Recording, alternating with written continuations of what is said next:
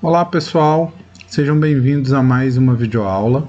Dando continuidade à nossa discussão sobre a formação da sociedade brasileira, a gente já discutiu sobre as populações indígenas que viviam nessa terra que vai virar o Brasil e vão ser confrontadas com a invasão portuguesa. Já falamos sobre o início do período da colonização, eu falei para vocês sobre a relação entre o sertão e o litoral, porque essa exploração vai se concentrar principalmente no litoral, e com a cultura do açúcar, que o plantio da cana-de-açúcar vai vir com os portugueses.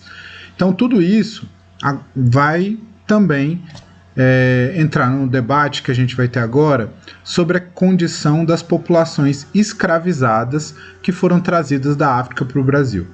Essas populações vão ser tiradas da sua terra, lançadas numa terra nova, e tratadas muitas vezes como mera mercadoria, não como seres humanos escravizados que realmente são.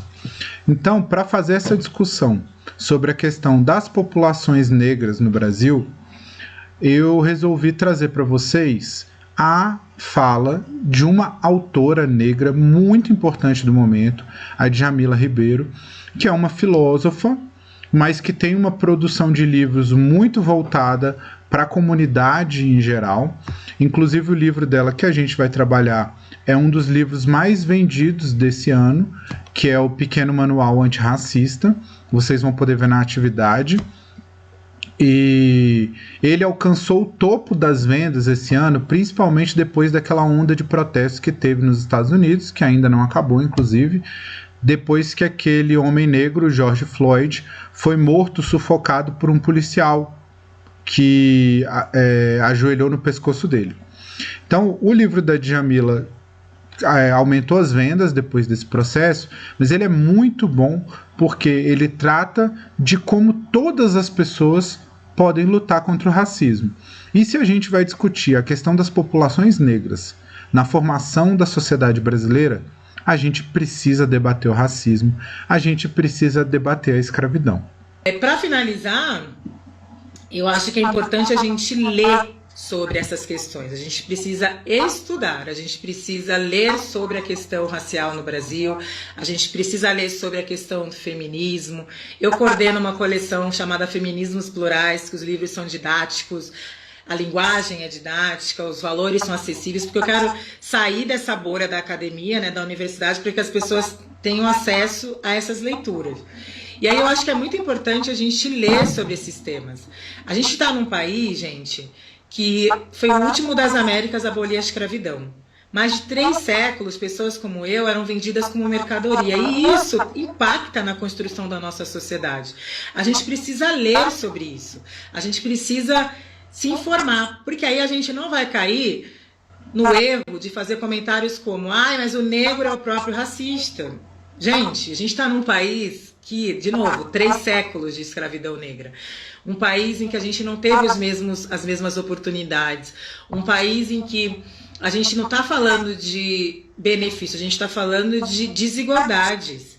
Né? É um dos países mais desiguais do mundo. Então, eu acho que é muito importante a gente ler sobre esses temas. Como brasileiros e brasileiras, é fundamental que a gente conheça a história do nosso país.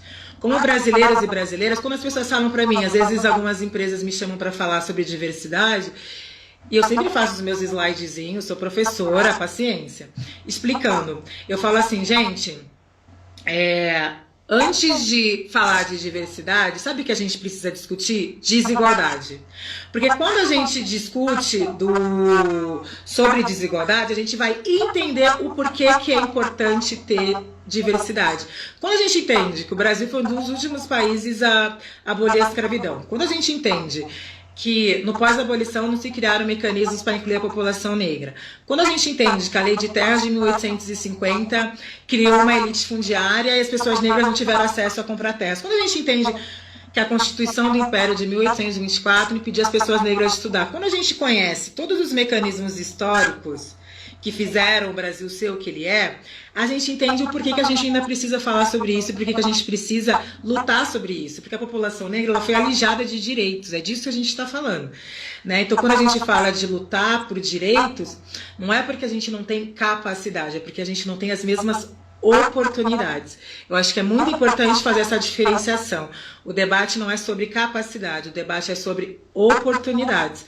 Então, por isso que eu sempre falo que é importante a gente estudar sobre esses temas, por isso que eu faço questão de ser didática, porque muitas vezes, o que acontece com a gente? Nós que somos oprimidos. Muitas vezes a gente não tem condições e nem ferramentas para refletir sobre a nossa própria condição.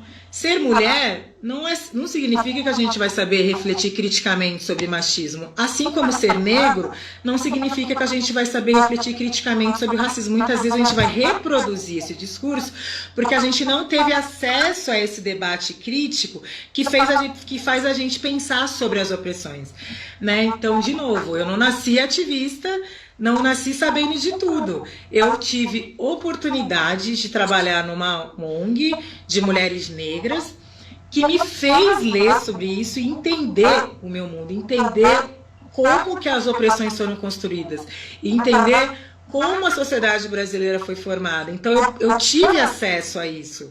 Então, eu acho que é muito importante a gente trabalhar para isso, né? Para que mais pessoas tenham acesso. Fico muito feliz quando eu vejo adolescentes lendo meus livros, quando eu vejo as mulheres se organizando nas periferias, fazendo clubes de leitura. Tem vários Leia Mulheres Negras, as mulheres se reúnem para ler, para entender, porque o conhecimento é a chave para a nossa libertação.